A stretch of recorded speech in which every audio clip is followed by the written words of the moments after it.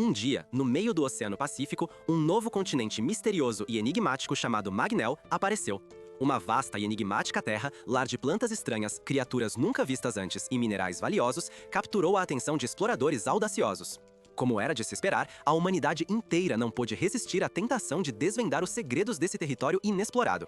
Enviaram exércitos inteiros e equipes de expedição para Magnel, sonhando em fazer um nome para si mesmos nesta terra selvagem, onde os sábios escolhem buscar a ajuda de Inu, um jovem com experiência notável que conhece cada canto deste lugar como a palma da sua mão. Inu, que vive como caçador de recompensas, enfrenta constantemente perigos, arriscando sua vida em cada missão. Durante a misteriosa aventura, um desses grupos de exploradores foi liderado por um jovem de cabelo branco que, ansioso para provar seu valor e se tornar o rei desta nova era, decidiu enfrentar uma das criaturas mais temíveis de Magnel. No entanto, o que se seguiu foi um desastre total. A criatura dizimou toda a sua equipe. Mesmo algum tempo depois, um robô e outro jovem vestido com um uniforme chegaram ao local e descobriram que a equipe havia sido completamente aniquilada. Corpos jaziam no chão, um aviso sombrio dos perigos que espreitam no continente. Este jovem em uniforme é Inyu, o protagonista da nossa história.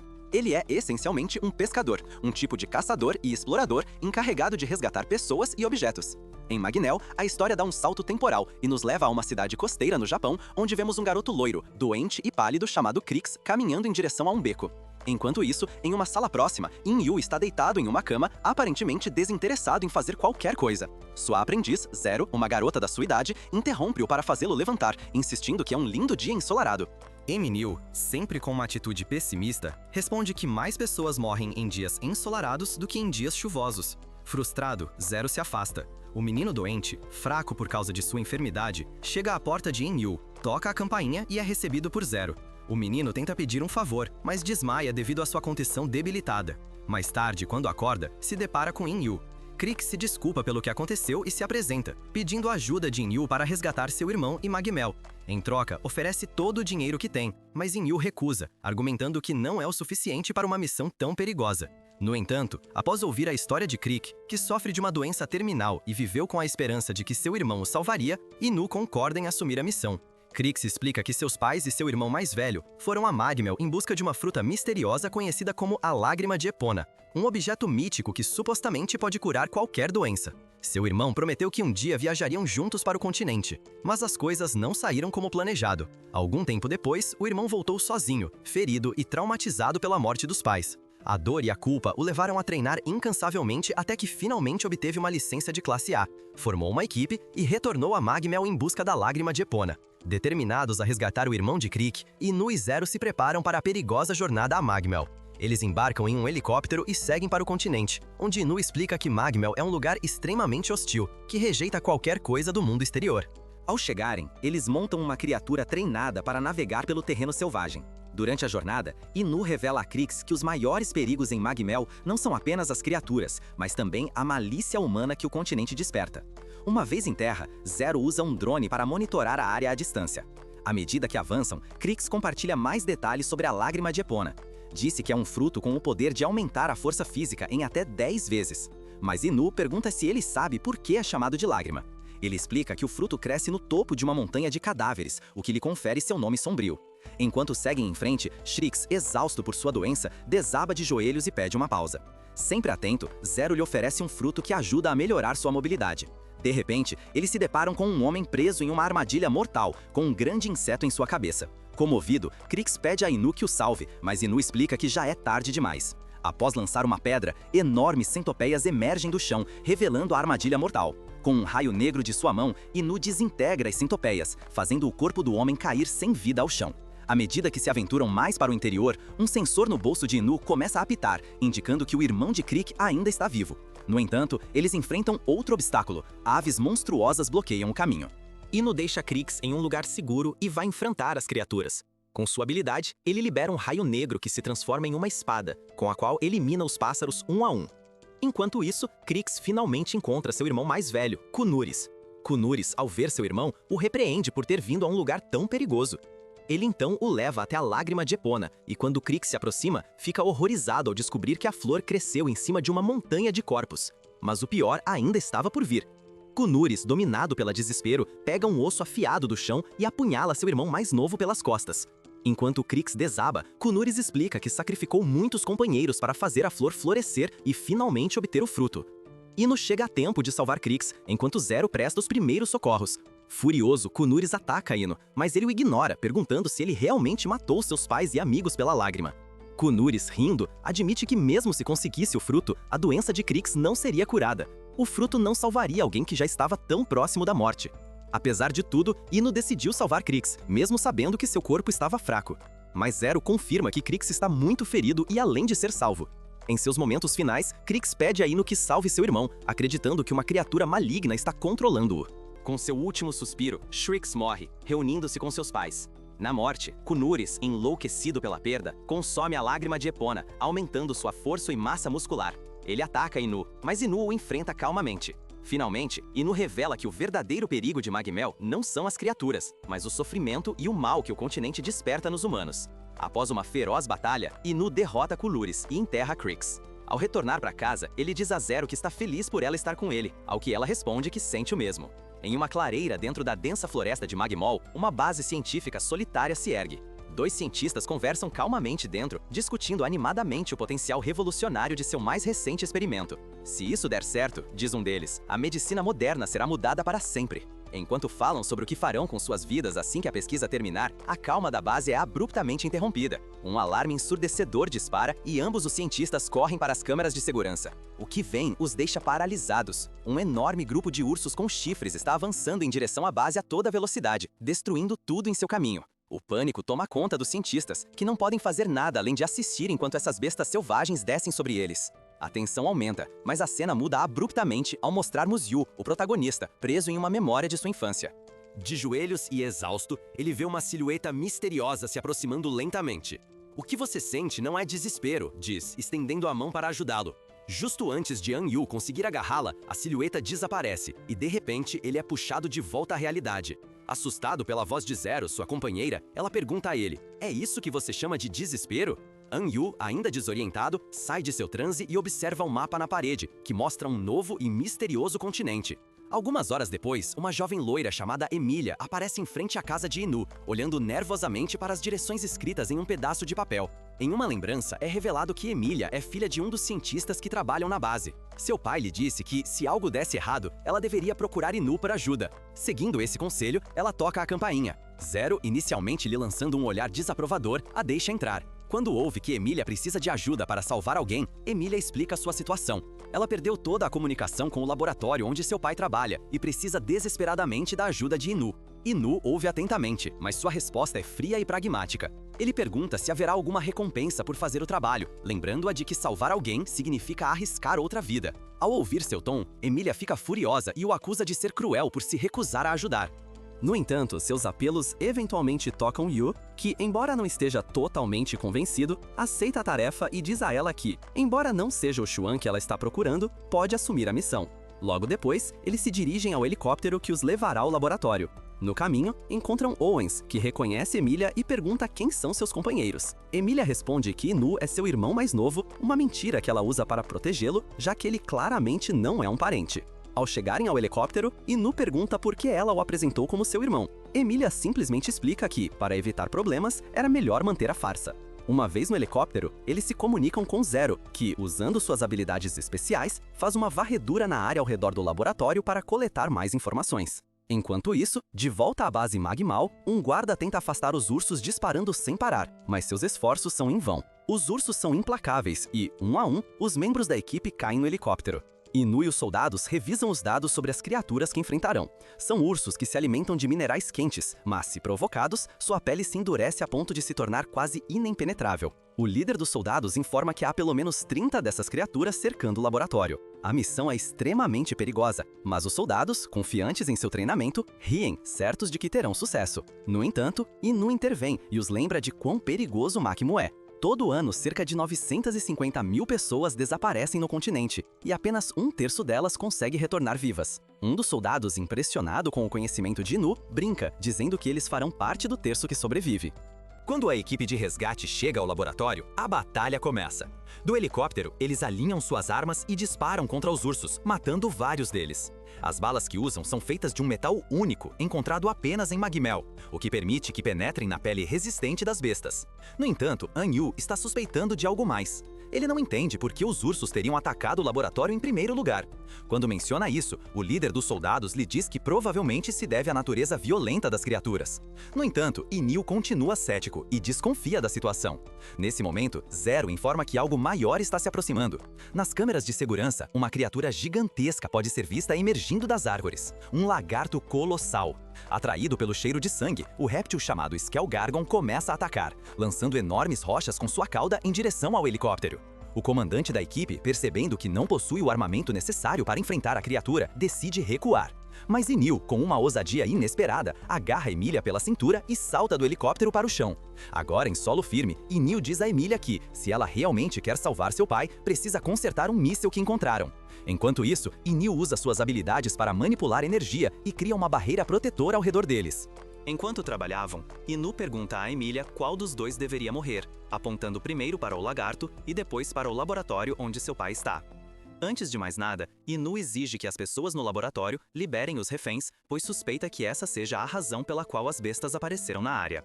Ele então confronta o gigantesco lagarto, chamando sua atenção para que Emília tenha tempo de terminar de preparar o míssil. Quando finalmente está pronto, o míssil é disparado, mas o lagarto, mostrando uma inteligência inesperada, desvia do projétil. Sem se deixar abalar, Inu pede desculpas à besta antes de usar seu poder para criar uma mão gigante de energia que empurra o réptil diretamente para o caminho do míssil, que o atinge em cheio. O lagarto explode em uma chuva de sangue, enquanto o pai de Emília no laboratório libera um dos filhotes de urso que haviam capturado. Ingu explica a Emília que os ursos só atacaram o laboratório porque queriam libertar seus filhotes. O comandante da equipe de resgate revela que o sangue desses ursos, uma vez refinado, se torna o metal mais duro do mundo, razão pela qual os cientistas os capturaram. Após uma breve conversa com Inu, diz a Emília que a única razão pela qual ele está ali é porque ela o chamou, não porque ele é o Shuin que ela estava procurando.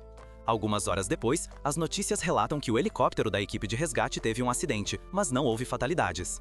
Emília, ao lado de seu pai, agradece a Inyu por salvá-los e promete que seu pai nunca mais trabalhará no continente das novas roupas. Com a noite caindo, Inu caminha sozinho pela praia, conversando com o drone de Zero, dizendo que um dia ele vai crescer, ao que a menina alegre responde que o mesmo acontecerá com ele. Alguns dias depois, Inu e seu aprendiz Zero estavam assistindo televisão.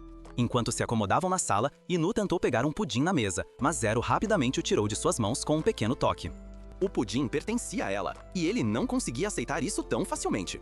Ambos voltaram sua atenção para a tela, onde um leilão estava acontecendo. O centro das atenções era uma criatura extremamente rara de Magmo, a pomba de 7 cores, um pássaro capaz de neutralizar qualquer veneno. Enquanto assistiam com interesse, sabiam que esse tipo de pássaro só existia na área 45 do novo continente, uma região repleta de criaturas venenosas. O leilão começou, alcançando milhões. Em segundos, Inu e Zero discutiram como havia pessoas com quantias absurdas de dinheiro. Enquanto isso, sem que Zero percebesse, Inu conseguiu roubar outro pudim. O leilão terminou com o pássaro sendo vendido por bilhões de ESC. Zero, impressionada, comentou em voz baixa que com essa quantia de dinheiro, ela poderia comprar uma fábrica de pudins. Nesse momento, os vencedores do leilão, Daesam e sua equipe, entraram na sala. Eles estavam carregando a pomba de 7 cores em uma gaiola e, após se sentarem, começaram a conversar. Daesam explicou como havia acumulado sua fortuna e como trabalhou incansavelmente para adquirir o pássaro. Mas ele não estava ali apenas pelo leilão.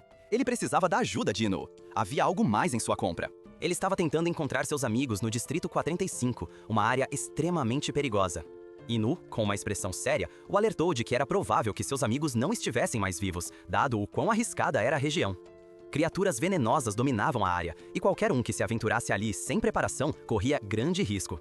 Daishin explicou que seus amigos Stuart e Stein eram imigrantes que chegaram a Magmar há 30 anos, quando o incidente no continente ainda era recente. A vida em Magmal era difícil e os laços entre aqueles que viviam lá eram fortes. Eles dependiam uns dos outros para sobreviver. Daishin, Stuart e Stein compartilharam aventuras, enfrentaram criaturas perigosas e se envolveram em desafios arriscados, como fazer insetos nativos lutarem entre si, criando seu próprio entretenimento em um lugar tão hostil. Após ouvir a história e discutir com Zero a natureza dessas práticas, Inu perguntou a Daishin se seus amigos haviam sido envenenados. Daishin acenou com a cabeça, triste, explicando que apenas ele havia conseguido escapar.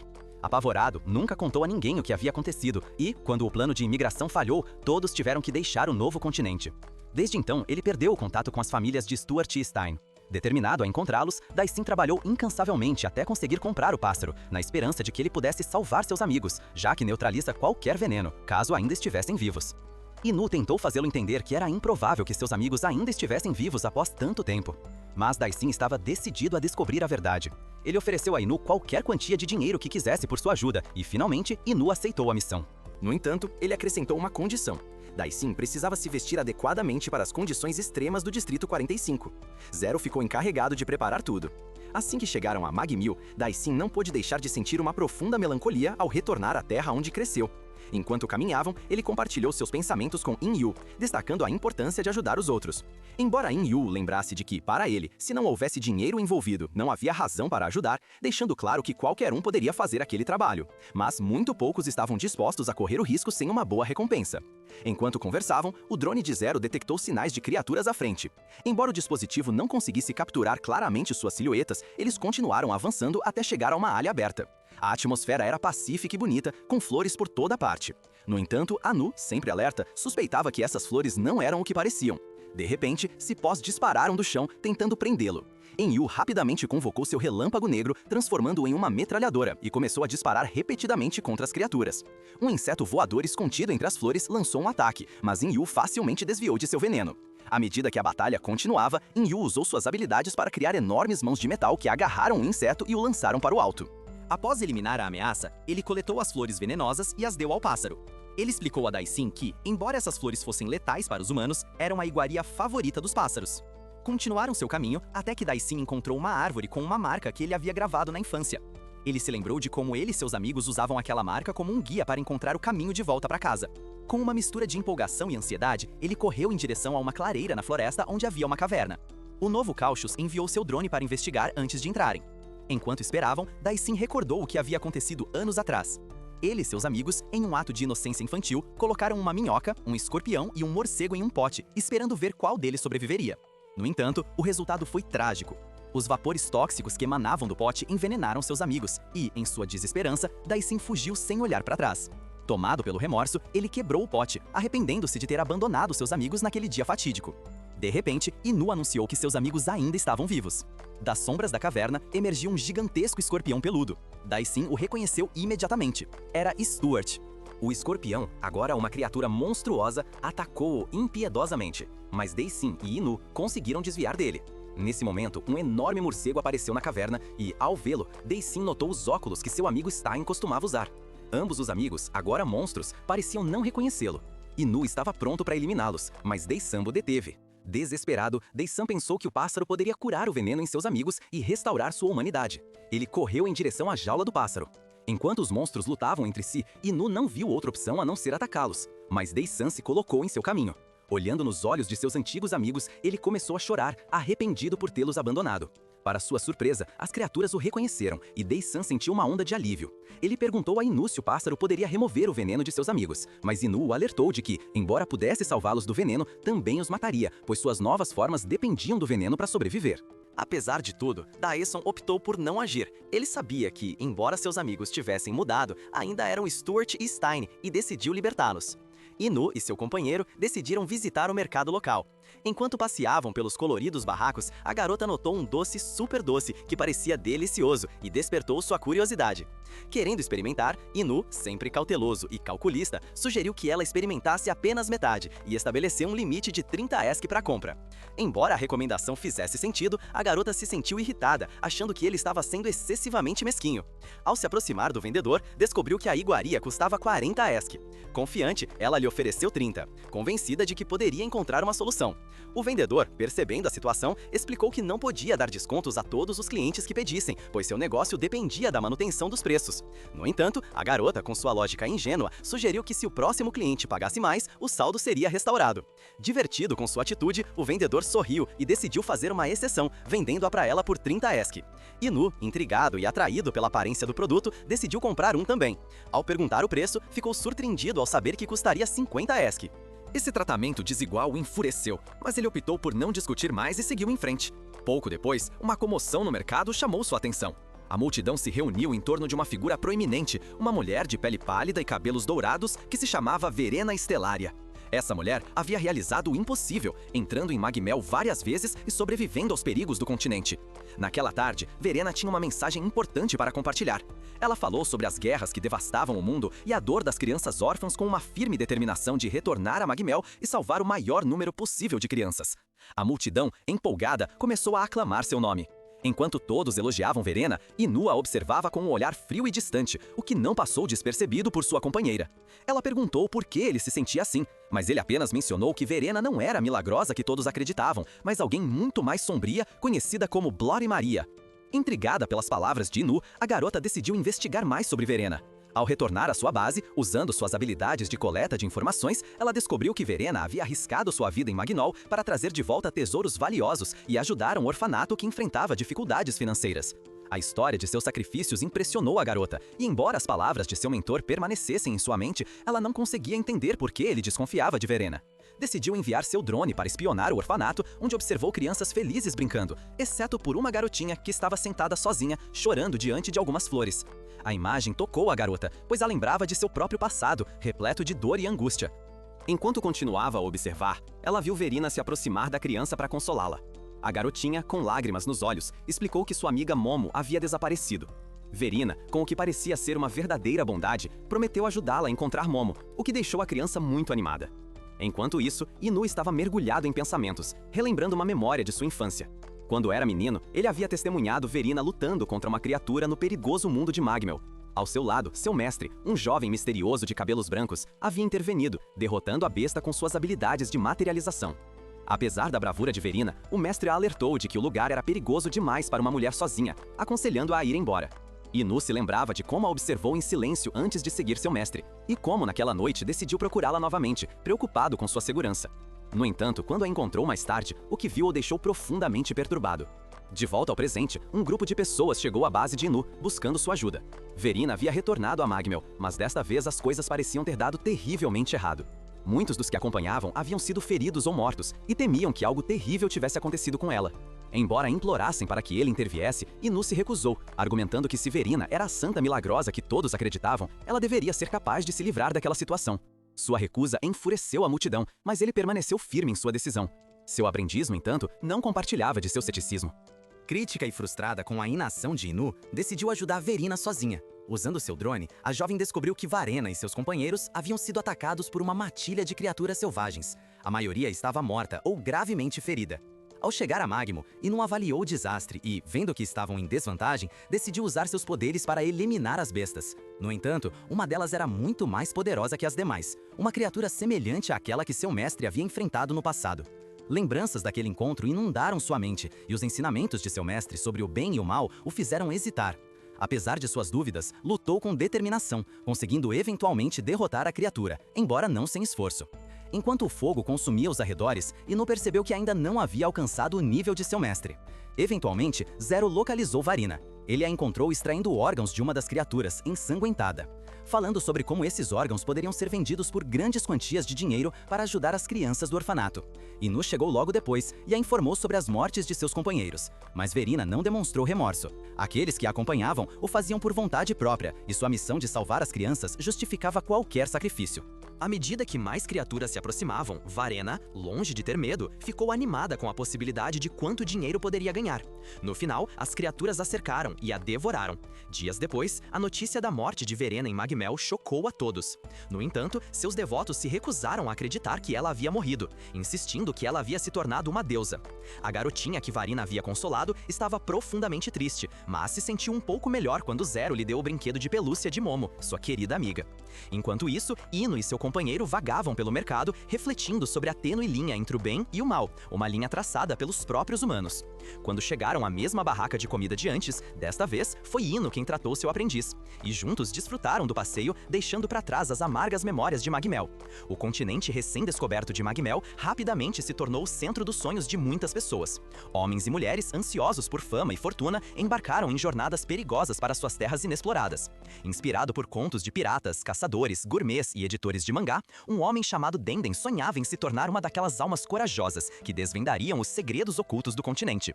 No entanto, a natureza implacável de Magnell havia ceifado muitas vidas, e apenas alguns retornaram para contar suas histórias. Mesmo assim, o desejo de aventura levou Denden a tentar. Sem muito planejamento e movido pela excitação do momento, Denden partiu para Magnell. No entanto, logo se viu em uma situação desesperadora, preso até a cintura em uma cova de terra no meio do nada. Enquanto lutava para se libertar, o chão começou a tremer. Algo colossal estava se aproximando. Ele virou lentamente a cabeça para ver o que era, e seu horror aumentou ao avistar uma tortuga carnívora colossal. A besta, faminta, o encarava com um brilho perigoso nos olhos, saliva escorrendo de sua boca, ansiosa para devorá-lo. Apavorado, Dendon lutou desesperadamente, mas tudo foi em vão. Ao perceber que o fim estava próximo, refletiu sobre como havia chegado a essa situação. Antes de se aventurar em Magmill, como já sabemos, Dendon trabalhava como proprietário de uma loja em uma cidade tranquila.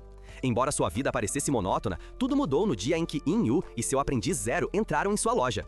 Fingindo ser pai e filha, os dois conseguiram confundir Dendon com seus truques e jogos. A partir daquele momento, toda vez que In-Yu aparecia, Dendon sentia que estava à beira de um ataque cardíaco. As interações deles eram sempre um desafio, já que In-Yu tinha um talento especial para enganar e manipular os outros. Um dos momentos mais mágicos, um dos mais memoráveis, foi quando In-Yu tentou comprar uma granada antiga. Dendon, sem entender por que alguém gostaria de tal objeto, deu o preço, 4.100 Eska. In-Yu ofereceu apenas 1.000 Esk, o que Dendon interpretou como uma má piada. Mas In-Yu explicou calmamente que a granada estava em péssimas condições e, embora parecesse intacta, explodiria sem nem mesmo remover o pino de segurança. Para provar seu ponto, ele usou seus poderes e, de fato, a granada explodiu, deixando Denden em choque. Com o tempo, In-Yu continuou a visitar a loja de Denden, cada vez com mais truques. Ele pagou com notas falsas, simulou acidentes na loja e usou outros esquemas para conseguir descontos, tentando sempre estar um passo à frente. Denden reforçou as prateleiras, verificou os produtos e até instalou câmeras de segurança. Ele estava determinado a não ser enganado novamente. Mas naquele dia, quando In-Yu e Zero entraram na loja, Denden estava despreparado para o que estava por vir. Em vez de causar confusão, In-Yu simplesmente pagou com cartão e, surpreendentemente, não pediu desconto. Isso deixou Denden completamente perplexo. No entanto, enquanto In-Yu e Zero saíam da loja, uma tábua de madeira caiu e o drone de Zero a usou para simular um acidente, garantindo assim o desconto desejado. Mais uma vez, Denden havia sido enganado. Cansado das constantes travessuras de In-Yu, Denden tomou uma decisão radical. Fecharia sua loja e viajaria para Magmell, onde poderia recomeçar. Se ele fosse morrer, preferia fazê-lo nas terras misteriosas do novo continente do que suportar outro encontro com In-Yu. Determinado, Denden subiu em uma motocicleta e partiu em sua aventura. No entanto, antes que pudesse ir longe, In-Yu e Zero também subiram, pedindo para que eles os levassem para casa. Após vários incidentes durante a condução, incluindo uma quebra sabotada por In-Yu e uma queda em água de um penhasco, Denden decidiu que sua motocicleta não era o meio certo para chegar a Magmell. Usando suas economias de 30 anos, ele comprou um barco e embarcou em sua viagem pelo mar. Orgulhoso de sua decisão, seu entusiasmo rapidamente desmoronou quando ele descobriu mais uma vez que In-Yu e Zero estavam a bordo. Zombando dele, parecia que eles tinham literalmente reservado o dia para atormentar o grandalhão. Durante a jornada, In-Yu mais uma vez exibiu seus poderes, criando uma granada que destruiu o barco de Dendan, fazendo suas economias de vida irem em chamas. No final, explosão! Depois de perder seu barco, Dendan decidiu tentar outro método, deslizando pelos céus em um parapente. Embora inicialmente duvidasse que esse método funcionaria, ele não tinha outra escolha. Ele se lançou ao ar, determinado a não desistir, mas logo percebeu que não sabia em que direção estava Magmell. No meio de sua confusão, In-Yu apareceu, voando ao seu lado usando o drone de Zero. Como esperado, In-Yu interveio novamente de forma tranquila, criando um ventilador gigante que lançou Dendan ainda mais alto, resultando em mais uma aterrissagem forçada, desta vez em um caminhão cheio de porcos a caminho de Magmell. E assim, cercado por porcos, Dendan finalmente chegou a Magmell. O que parecia ser o fim de sua longa e acidentada jornada o trouxe de volta ao início da história. Preso até a cintura na terra com uma tartaruga gigante prestes a devorá-lo, enquanto aguardava sua iminente condenação, ele percebeu que a tartaruga havia pacientemente escutado toda a sua intenção antes de proceder a comê-lo. Mas, justo no último momento, In-Yu apareceu, salvando sua vida. Apesar de tudo que havia passado, Denden se sentiu aliviado por não ter sido comido, embora pudesse ter preferido isso a ver os rostos dessa dupla problemática mais uma vez. Em um dia aparentemente pacífico, Inu estava assistindo a uma grande tela que mostrava imagens de um gato brincando. Enquanto seus olhos estavam fixos na tela, sua mente vagava para memórias de sua infância com Shu, seu mestre. A imagem de uma grande casa de madeira situada em uma árvore antiga surgiu em sua memória, um refúgio onde ele havia passado momentos importantes sob a orientação de Shu. Ao seu lado, Zero acompanhava o programa com entusiasmo. Cada movimento dos gatos na tela parecia adorável para ela, e um sorriso largo iluminou seu rosto. Ideias começaram a fluir em sua mente, e logo ela chegou a uma conclusão. Ela queria adotar um gato. Não conseguindo se conter, perguntou a Inu se poderiam ter, mas a resposta veio de forma fria. Inu recusou categoricamente. Surpresa com sua reação, Zero insistiu. Ao saber o motivo, Inu confessou firmemente que odiava gatos. Zero ficou atônita. Em sua mente, era impossível odiar gatos, criaturas que ela considerava inofensivas e encantadoras. Ela até contou a Yu quantas pessoas aliviavam seu estresse assistindo a vídeos de gatos online. No entanto, Yu explicou que por trás daqueles vídeos adoráveis havia uma conspiração, uma força sombria usando gatos para enfraquecer os instintos de luta das pessoas. Zero não pôde deixar de rir de tal ideia, garantindo a ele que mentir não era bom. Apontando para os emblemas no boné de Yu, que tinham formato de gatos, Yu esclareceu que aqueles emblemas não eram gatos, mas um símbolo com um significado profundo. Enquanto Zero continuava a observar os emblemas com curiosidade, Yu começou a lembrar de seu passado. Ele contou a ela sobre seu tempo com Shu e uma conversa em que havia perguntado por que seu mestre sempre parecia tão distante. Shun lhe dissera sobre sua família, revelando que eles não estavam mais neste mundo porque ele não havia conseguido protegê-los. Apesar de ser forte, a perda de sua família o afetou profundamente, e ele aconselhou Yu a se tornar uma pessoa sábia, lembrando de que a força nem sempre era suficiente. Yu estava enfrentando um monstro sob o olhar atente de seu mestre. Com grande determinação, Yu tentou derrotá-lo, mas Shu interveio, matando o monstro com um único golpe. Naquela noite, Yu confrontou seu mestre, chateado porque não lhe havia sido permitido mostrar o quanto havia melhorado. Embora Yu tivesse criado uma faca com seu poder para provar sua habilidade, seu mestre o lembrou de que ele ainda não estava pronto. Na manhã seguinte, Yu caminhou sozinho pela selva, ainda irritado com a forma como seu mestre o havia tratado. De repente, ele parou ao ver os corpos de vários aventureiros deitados no chão, todos caçadores de monstros. Reconheceu os emblemas em seus peitos, símbolos de sua profissão. Enquanto inspecionava a área, um pequeno som chamou sua atenção e ele encontrou uma pequena criatura parecida com um gato. Embora o animal parecesse assustado, Yu conseguiu acalmá-lo e a criatura se aproximou dele com confiança. Do alto de uma árvore, Shu observava a cena. Yu decidiu ficar com o pequeno animal e, ao voltar para casa, o nomeou de Toto. A criatura, grata, se enroscou no colo de Yu e, com um sorriso no rosto, Yu começou a esculpir um emblema em forma de gato. Durante o processo, Yu acidentalmente se cortou com a faca e, ao ver o sangue, seu mestre interveio, completando a escultura. Com o passar do tempo, Toto se tornou uma parte importante da vida de Yu. Embora não fosse um animal de estimação típico, sempre o acompanhava em todos os lugares. Yu o treinou para fazer truques simples, como perseguir gravetos, embora nem sempre tudo saísse como planejado. Apesar dos desafios, o vínculo entre eles se fortaleceu, e seu mestre, sempre atento, nunca parou de vigiar o pequeno gato. No entanto, um dia, enquanto caminhavam pela selva, Yu ouviu gritos de socorro. Ele encontrou um homem preso em uma armadilha para ursos. Gravemente ferido, Yu se aproximou para ajudá-lo, mas suspeitou das intenções do homem, que parecia estar traficando a vida selvagem do continente Magmal. Quando verificou a bolsa do homem, Inu encontrou um pássaro precioso, altamente valioso no mercado negro. Ele decidiu libertá-lo, o que enfureceu o homem, que sacou uma arma e ameaçou atirar. Nesse momento, Todo começou a agir de forma estranha, aproximando-se da ferida do homem para lamber o sangue. Inu assistiu horrorizado enquanto seu pequeno animal de estimação começava a se transformar em um monstro gigantesco. Com um golpe, Todo matou o homem, e a coleira que ele usava quebrou devido ao seu crescimento repentino. Após ouvir essa parte da história, Zero ficou sem palavras. Inu continuou narrando como, após a transformação, o monstro atacou impiedosamente. Embora tenha tentado razonar com a criatura, Inu percebeu que não havia como voltar atrás. Xuan explicou a ele que, quando uma criatura Magnel bebe sangue humano, não há como retorná-la ao normal. Desesperado com a situação, Inu implorou ao seu mestre para deixá-lo assumir a responsabilidade por matar o monstro.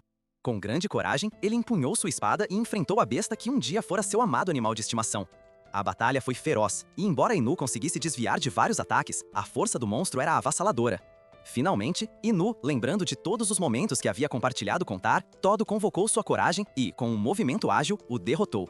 Horas depois, após enterrar o enorme corpo da criatura, Xuan se aproximou de seu aluno e lhe entregou o distintivo que Todo usava na coleira, assegurando-lhe que ele havia agido corretamente e que o que aconteceu não era sua culpa. Inu permaneceu em silêncio, relembrando tudo o que havia passado com seu pequeno pet. No final da história, tanto Inu quanto Zero estavam perdidos em pensamentos, profundamente tocados. Seu aprendiz entendeu por que Inu hesitava em ter outro animal de estimação, embora estivesse triste com a história. Antes que ela pudesse dizer algo, foram interrompidos por uma cliente. Era uma garotinha chorando inconsolavelmente porque seu animal de estimação havia desaparecido. Ao ver a angústia da menina, Inu prometeu que encontrariam seu gato, tentando tranquilizá-la, embora a menina finalmente lhe dissesse que não era um gato, mas um cachorro. Bem, o desenho não era muito bom, é preciso dizer. Enquanto Emilia e Owen sobrevoam o vasto continente de Magmal a bordo de seu imponente navio oposto, eles se aproximam de uma zona traiçoeira conhecida como o Octágono do Mal. Esta área tem uma reputação notória, com inúmeros aviões misteriosamente caindo ali.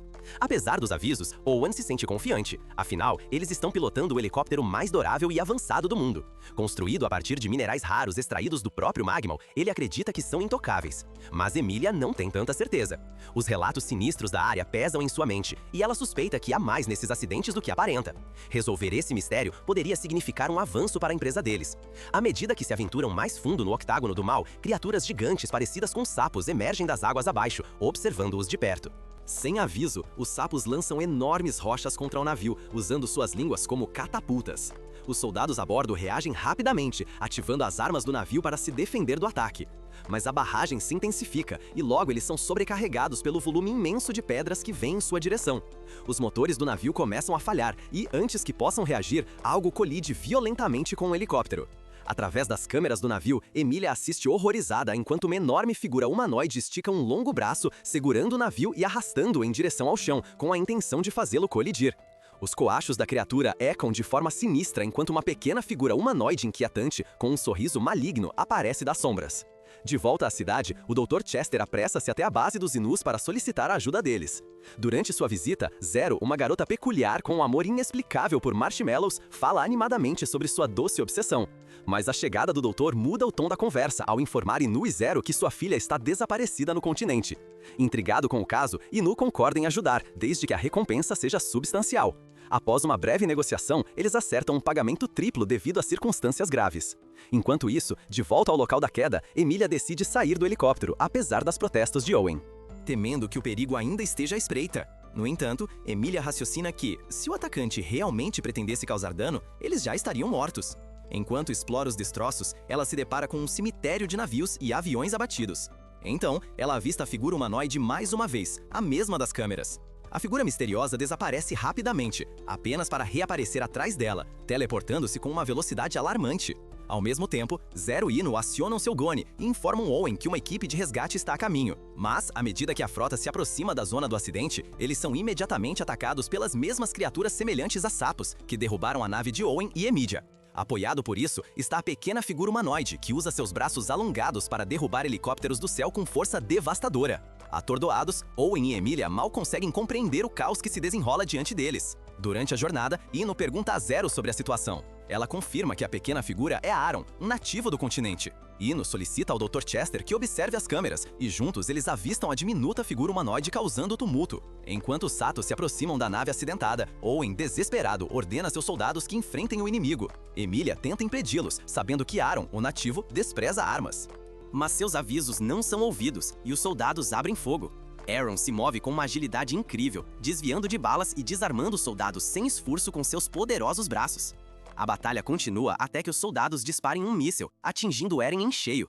Mas, enquanto a poeira assenta, Aaron emerge ileso, continuando seu ataque e forçando os soldados a recuar.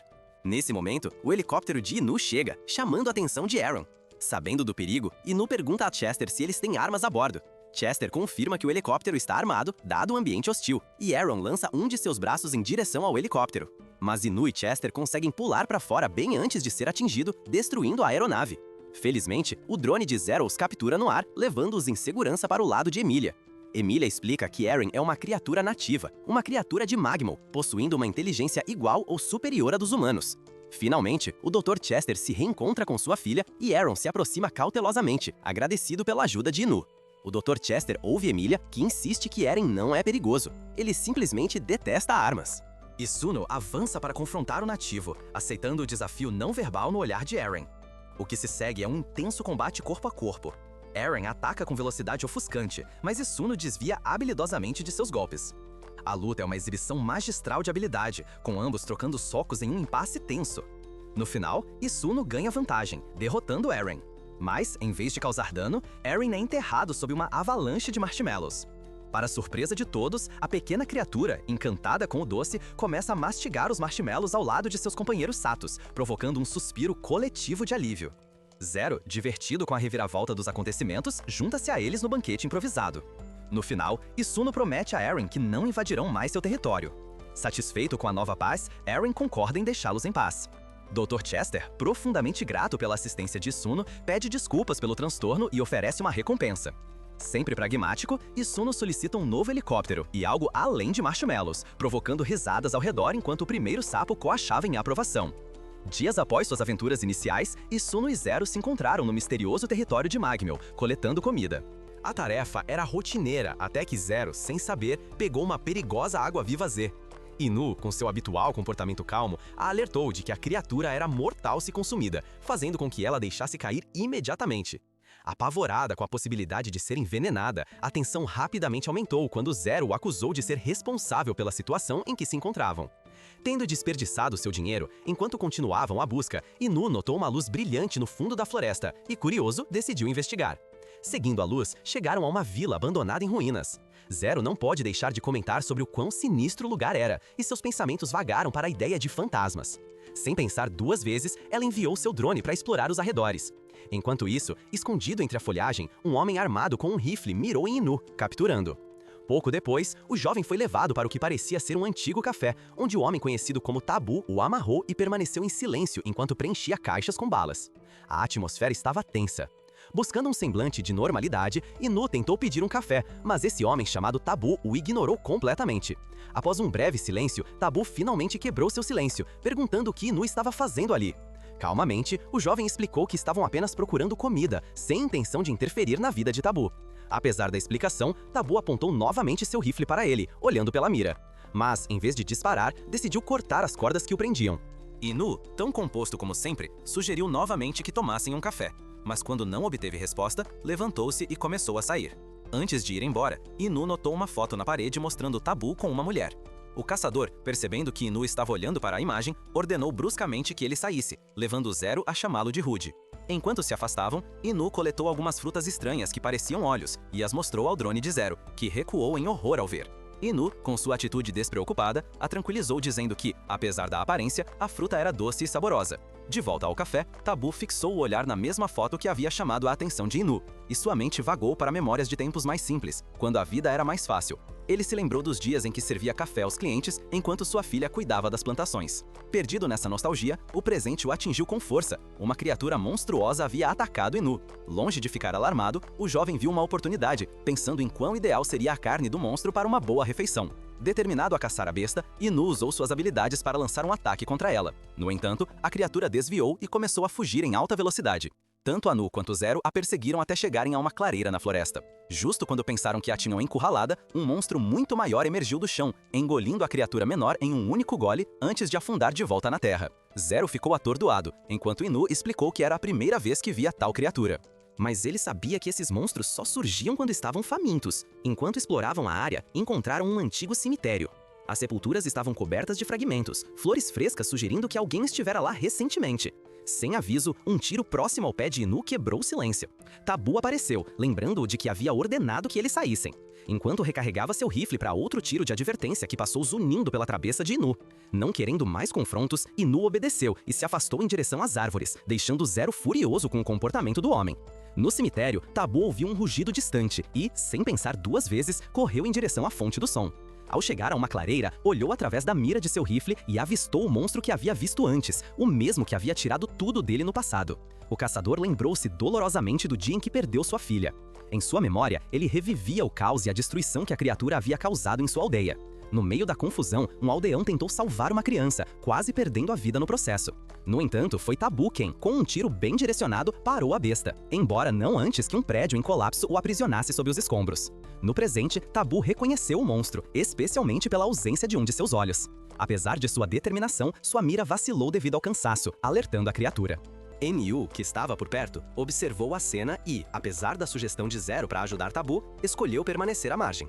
Tabu, por sua vez, foi lançado contra uma rocha pelo monstro, mas a memória de sua filha falecida lhe deu a força necessária para se levantar mais uma vez. Com o monstro se aproximando, Tabu usou sua última bala, mirando diretamente na boca da criatura. O tiro foi preciso, perfurando seu crânio e matando-a instantaneamente.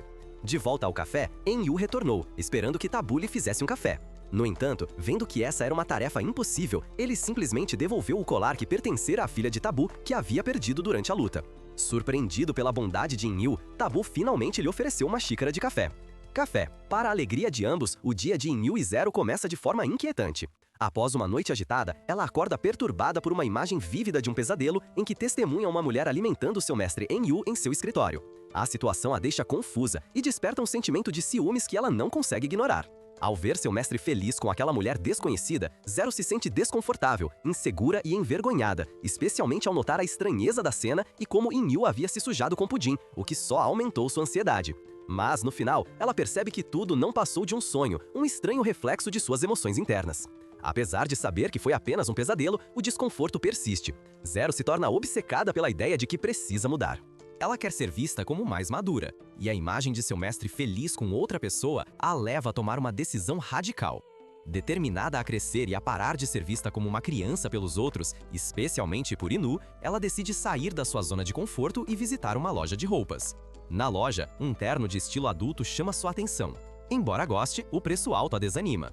Justo naquele momento, Emília aparece, surpreendendo Zero, que tenta manter a compostura e explica que não está com Inu hoje porque é seu dia particular. Notando o interesse de Zero pelo terno, Emília a incentiva a experimentá-lo. A princípio, Zero recusa, sentindo-se desconfortável com a atenção que está recebendo, mas eventualmente concorda relutantemente. No entanto, quando ela veste o terno, enfrenta uma nova realidade. Devido à sua estatura pequena, as roupas ficam grandes e desfavoráveis. Embora a atendente da loja tente ajudar oferecendo diferentes roupas, nenhuma parece combinar com a imagem que Zero está tentando projetar. A frustração começa a tomar conta. Mas, antes de desistir, ela sai da loja com a nova percepção de que precisa de mais do que apenas roupas para parecer adulta. Enquanto caminham, Zero compartilha com Emília seu desejo de parecer mais madura. A conversa é interrompida por Daisin, que as convida para comer pudim. Essa oferta encanta a Zero, mas seu objetivo permanece. Ela precisa fazer mais mudanças para alcançar seu ideal de maturidade. Após a refeição, eles falam novamente sobre os desejos de Zero, e Daisin sugere uma mudança no penteado como uma forma de atingir esse objetivo. Eles visitam um estilista, onde Zero experimenta vários penteados, mas nenhum parece convencê-la. Após várias tentativas, eles decidem tingir seu cabelo de uma cor escura, semelhante à mulher de seu pesadelo.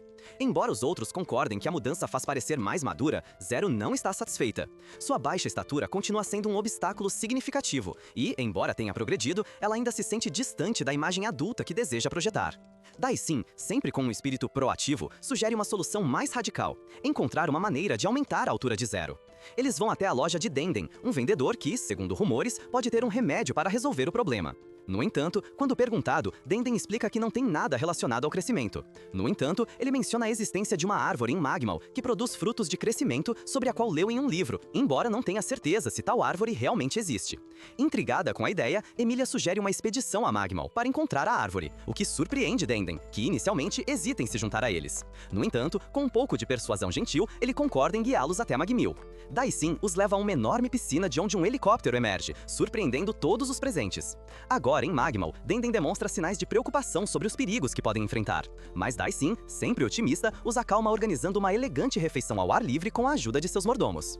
Enquanto eles comem, uma criatura semelhante a um leão com asas se aproxima, o que deixa Denden nervoso.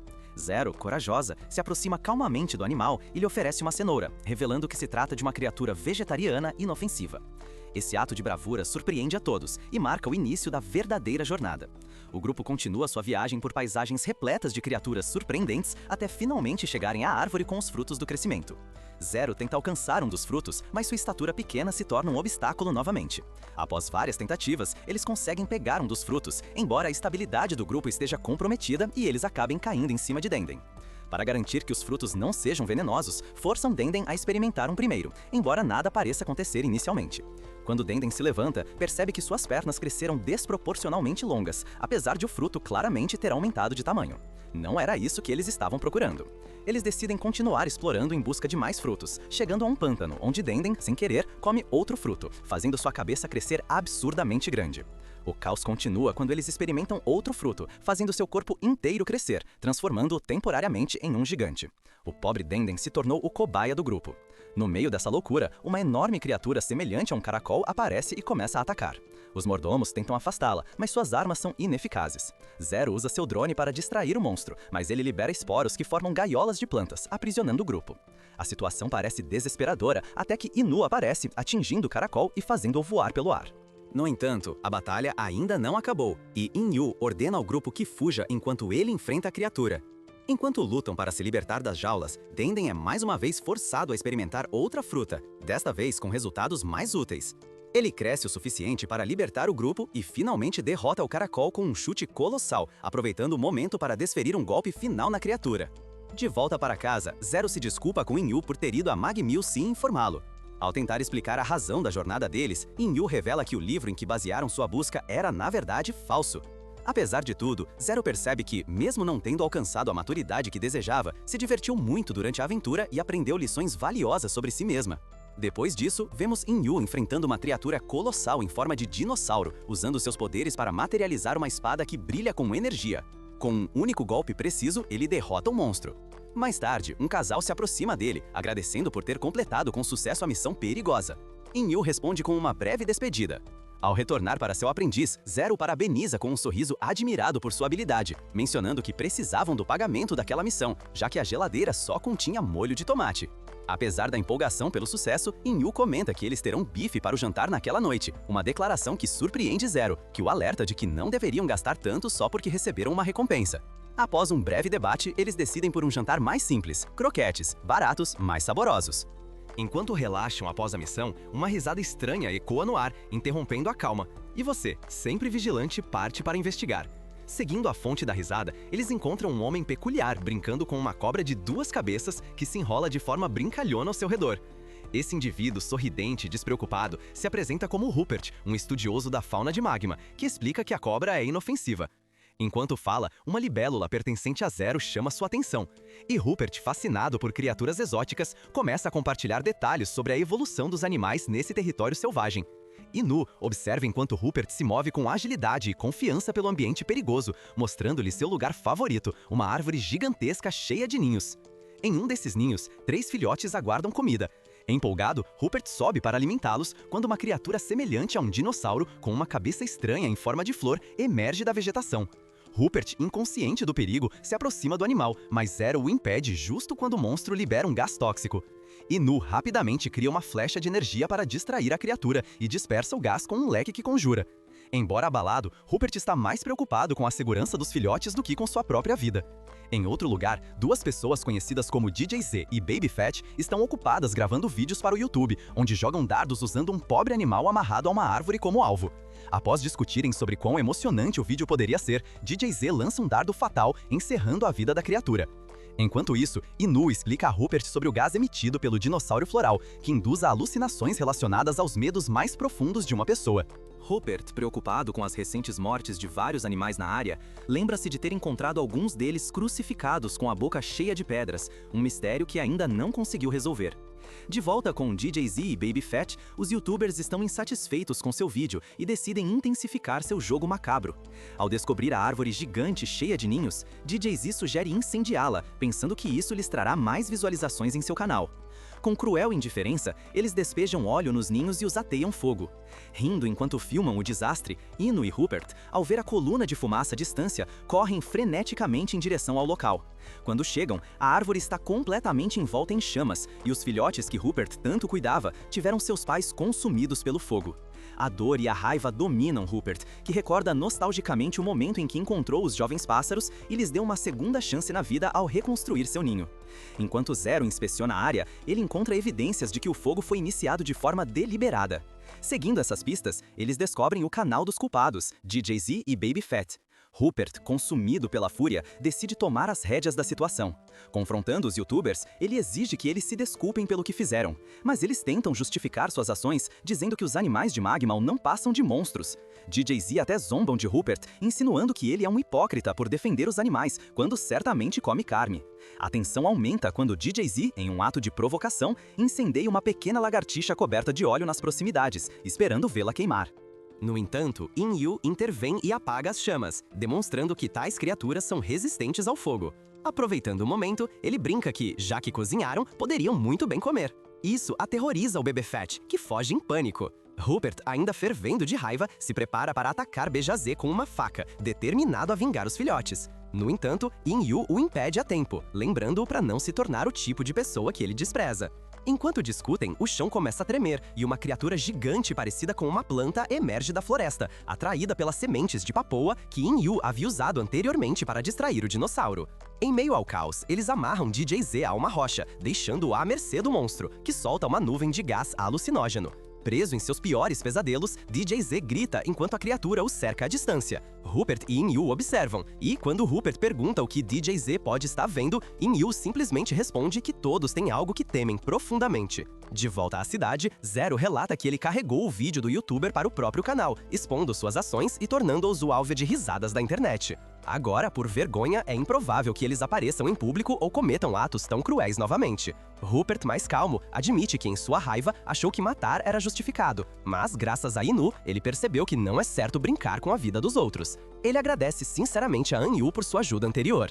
Antes de partir, Inu, por sua vez, embarca no helicóptero com Zero e, em um momento de humor descontraído, sugere que finalmente deveriam ter aquele bife que tanto desejavam. Mas Zero o lembra que é melhor não se deixar levar.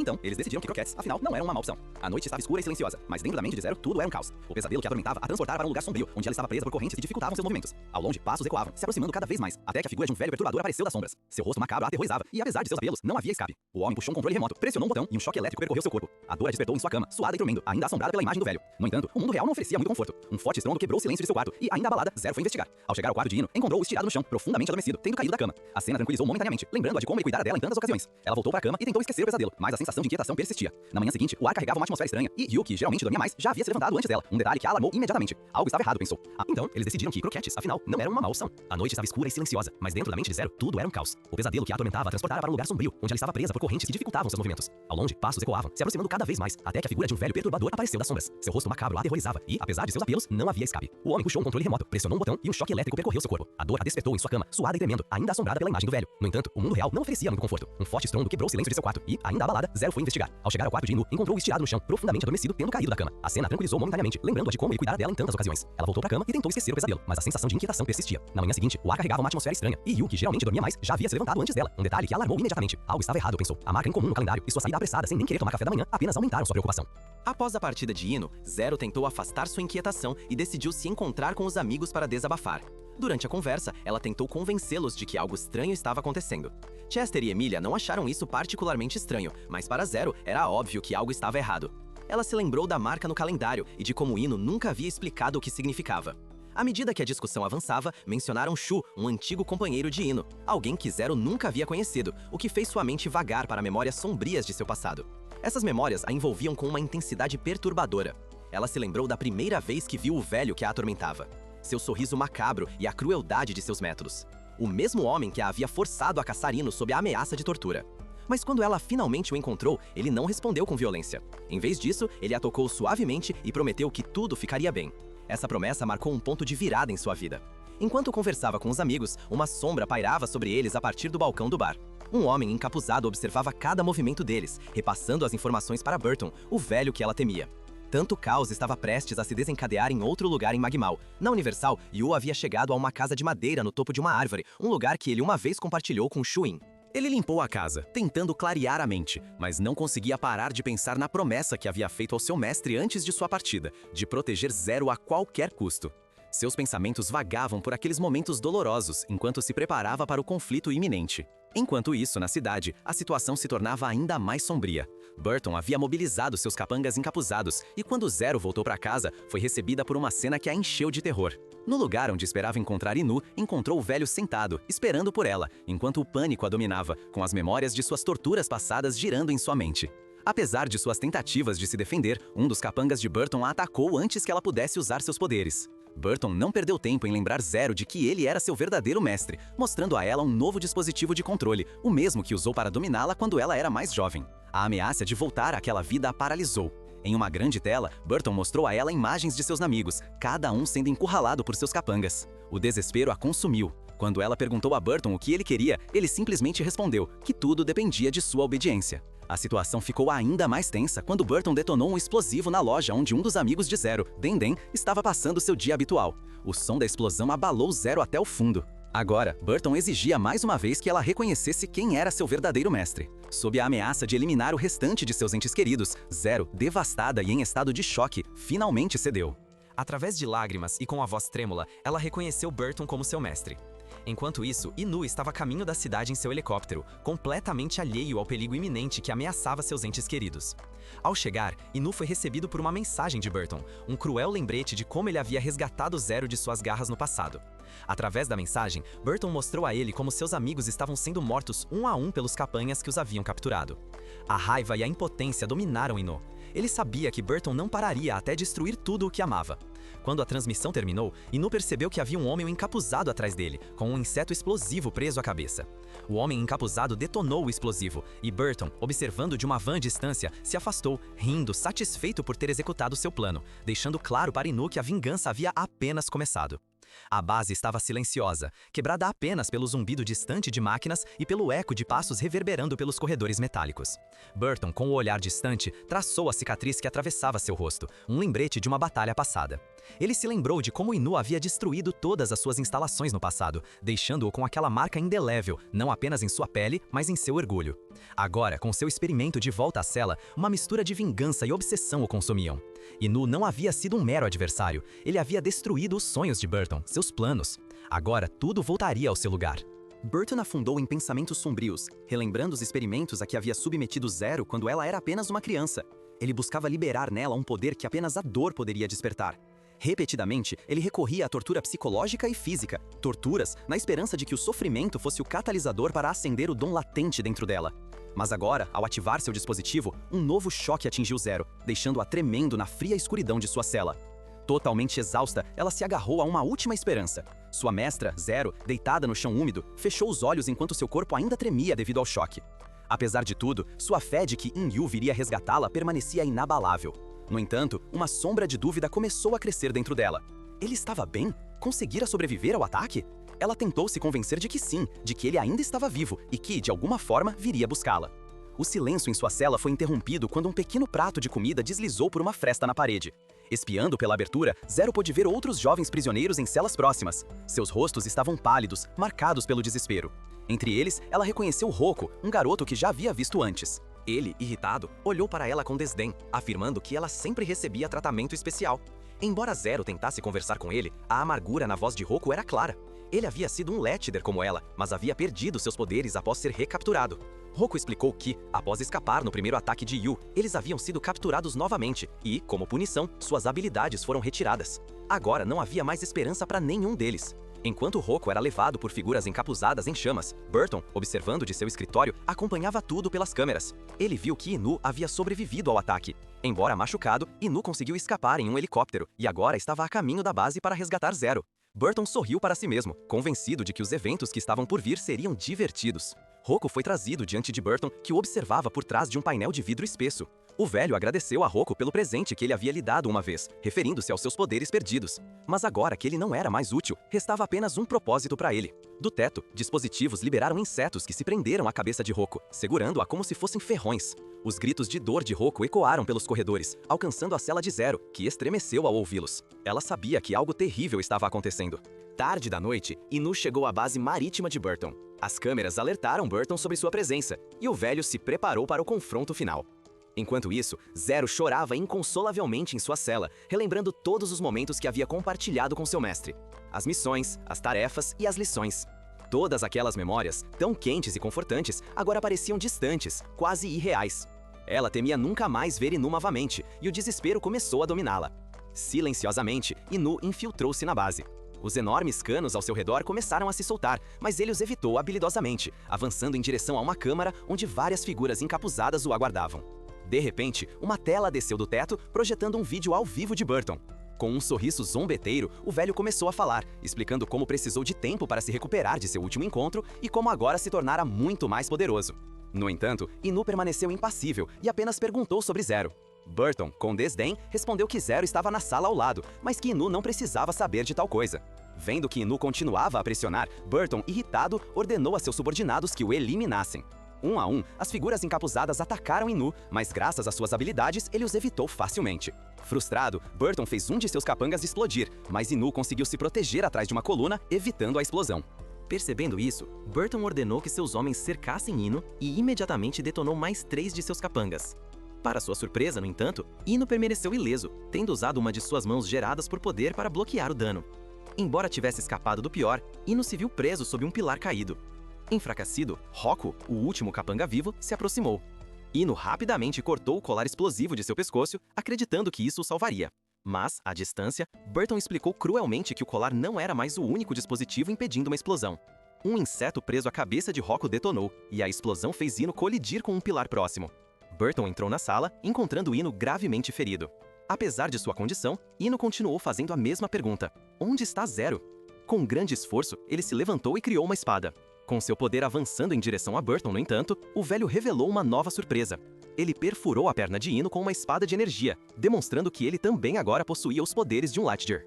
Com um sorriso maligno, Burton proclamou que agora era mais forte do que nunca, pronto para acabar com a vida de Ino e selar sua vingança. Mas Inu, com determinação nos olhos, não estava pronto para se render tão facilmente. Após os eventos recentes, a tensão na base atingiu níveis críticos. Burton, que havia observado tudo através das câmeras de segurança, decidiu que era hora de mostrar a verdadeira extensão de seu poder. Em um processo meticuloso, ele transferiu as habilidades de Roku para si mesmo, garantindo eliminar o jovem antes que ele pudesse se tornar um obstáculo. Para maximizar seu poder, Burton também sacrificou 58 outros Lightyears. Esse ato brutal não apenas demonstrou sua crueldade, mas também sua ambição de consolidar seu controle sobre os Lightyears e seus poderes. Com uma expressão satisfeita, Burton se preparou para enfrentar Anu. Ele sabia que, mesmo após reunir o poder de 58 Lightyears, ainda não era o suficiente para superar a formidável força de Anu. Burton havia escolhido Anu como o sujeito de teste perfeito para suas novas habilidades. A batalha, destinada a ser épica, era um desafio mútuo, uma confrontação que se tornaria o teste definitivo de quem era o mais forte. Durante uma breve, mas intensa troca, Burton sugeriu que Inu usasse uma granada que ele havia criado em sua mão. No entanto, Burton interveio, lembrando Anu que ele tinha um controle remoto ligado a um explosivo que poderia detonar o colar de Zero. Aproveitando o momento, Burton ativou o dispositivo, causando uma explosão que sacudiu a cela de Zero e deixou sua companheira tremendo de medo. Essa tática não apenas desestabilizou Zero, mas também deixou claro o quão desesperadora sua situação havia se tornado. O ataque implacável de Burton continuou enquanto ele golpeava Anu, avaliando a eficácia de sua espada. Para seu divertimento e para prolongar a luta, ele transformou sua espada em um bastão com espinhos. Avançou em direção a Inyu, pretendendo atingi-lo repetidamente. Embora seu primeiro golpe tenha errado, Burton ajustou sua mira e atingiu com força devastadora. A batalha se tornou brutal quando Inyu foi lançado pelo chão. Desesperadamente tentando se defender com todos os recursos disponíveis enquanto suportava o ataque de Burton, Inyu notou a porta por onde o velho havia entrado. Aproveitando um momento de distração na ofensiva de Burton, Inyu criou uma granada e a lançou em direção à cela de Zero. A explosão resultante criou uma abertura, permitindo que Zero visse seu mestre e sentisse um lampejo de esperança. Esse novo sinal de vida enfureceu Burton, que redobrou seus esforços para derrotar Inyu, ameaçando detonar o dispositivo de Zero a menos que Inyu se rendesse. No entanto, Inyu permaneceu resoluto. Determinado a vingar seus amigos caídos e salvar Zero, ele se recusou a deixar Burton vencer. Enquanto Burton se concentrava em seu ataque, Inyu aproveitou a oportunidade para desafiar seu inimigo. A batalha continuou com intensa ferocidade, até que Burton, impaciente para terminar a luta, transformou seu bastão de volta em uma espada.